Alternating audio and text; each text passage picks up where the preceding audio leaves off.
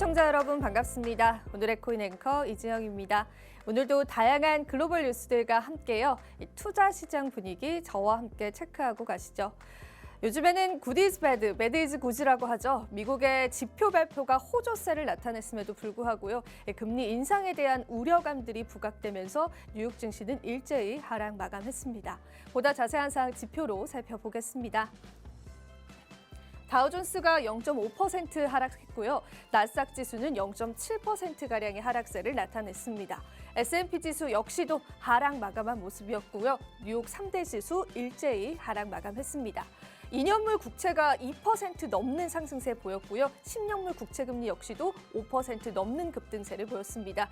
국채금리가 상승함에 따라서 디커플링 관계로 여기고 있는 뉴욕 증시 그리고 투자 시장 분위기도 침체기로 접어들었습니다. 골드 같은 경우에도 달러 강세로 인해서 역시나 하락 마감한 모습이었습니다.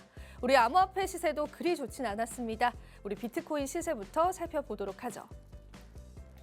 네, 비트코인 이제는 18,000달러 선에서 거래되고 있는 모습입니다. 19,000달러 선도 내려앉은 모습이고요. 이더리움 역시도 1,500달러 선에서 거래되고 있는 모습입니다. 알트코인 흐름들도 좋지 않습니다. 하나하나 체크해 보도록 하죠.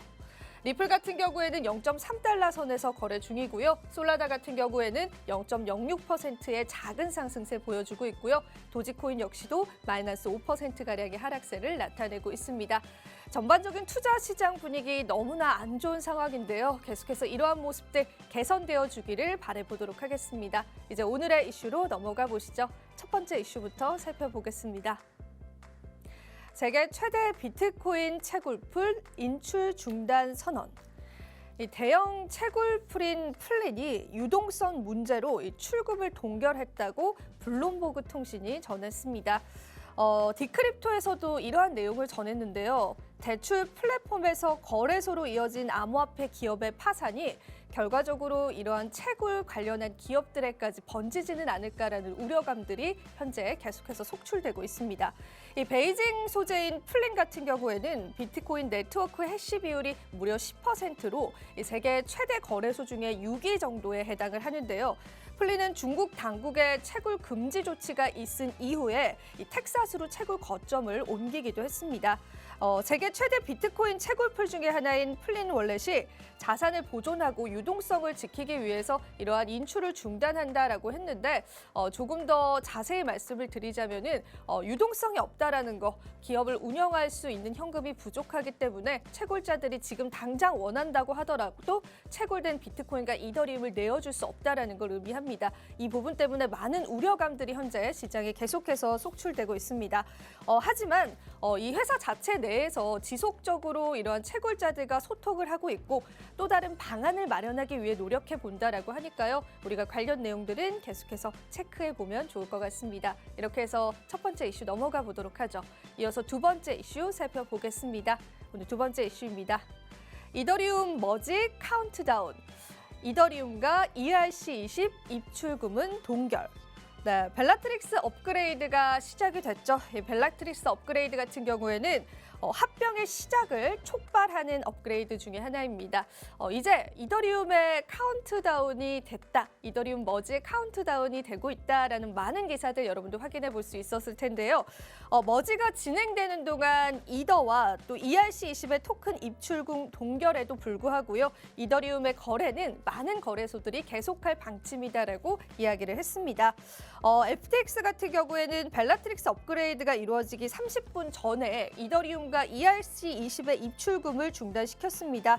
그리고 FTX는 랩트 이더리움의 입출금도 일시 정지시킬 예정이다라고 합니다. 다른 거래소들도 한번 살펴보겠습니다. 미국 소재 암호화폐 거래소인 크라켄도 머지 기간 동안 이더리움의 거래를 계속할 방침이긴 하지만은 이 머지 기간 12시간 또는 그 이상의 이더리움 입출금이 허용되지 않을 수 있다라고 이야기를 했습니다. 앞서서 코인베이스 역시도 이 지난달 머지 기간 이더리움과 ERC20의 입출금을 일시 중단하겠다라고 밝혔고요. 하지만 이더리움 거래는 계속하겠다라고 이야기를 하기도 했습니다. 바이낸스 역시도 비슷합니다. 이더리움 현물과 선물 시장 거래는 머지에 영향을 받지 않겠지만 이러한 토큰에 관한 입출금은 중단될 수 있다라는 우려감을 표하기도 했습니다. 관련 토큰들 보유하신 분들께서는 보다 면밀히 이러한 거래소들의 방침들 체크해 보시면 좋을 것 같습니다. 이어서 마지막 이슈 넘어가 보도록 하죠. 오늘 마지막 이슈입니다. 암호화폐 관련 상품은 오히려 엄청난 성장. 네, 미국 암호화폐 시장의 침체에도 불구하고요. 암호화폐 관련한 상품들은 오히려 성장하고 있다라는 소식이 전해졌습니다. 암호화폐 상표 출원이 크게 증가하고 있다라는 건데요. 유일 현지 시간 이 핀볼드에 따르면요. 2022년 1월 1일부터 8월 31일까지 미국 내 암호화폐 관련한 상표 출원이 무려 3,600건을 넘어섰다라고 합니다.